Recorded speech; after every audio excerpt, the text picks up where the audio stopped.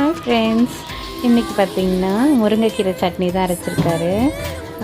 இன்றைக்கி என்ன ஸ்பெஷல்னு எனக்கே தெரியாது. திடீர்னு மேலே போய் முருங்கை இலையை பறிச்சுட்டு வந்து கொடுத்தா வேர்க்கடலை, கடலைப்பயிறு, உளுந்து இதெல்லாம் போட்டு நல்லா வதக்கிட்டு அது கூட கொஞ்சம் ஒரு துண்டு புளியும் போட்டு வதக்கிட்டு இந்த 2 கைப்பிடி முருங்கைக்கீரையும் அலசி அதில் போட்டுட்டாரு.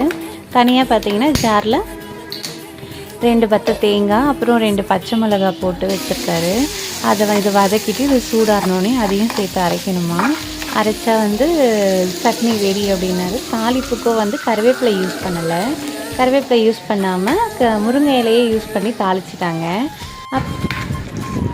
இது என்ன சட்னிப்பா? இது முருங்கை சட்னி, முருங்கைக்கீரை சட்னி. முருங்கைக்கீரை சட்னி இது எதுக்காக நம்ம சாப்பிட்றோம்னா, முடி கொட்டாது, இரும்பு சத்து நம்மளுக்கு அதிகமாக தேவைப்படும்ல, அதுக்காக இது நான் செய்கிறேன். நீங்கள் தான் முடி கொட்டுது, அது இதுவாகுது, ஷாம்பு வாங்கி கொடு அப்படின்னு என் உயிரை வாங்குறீங்க.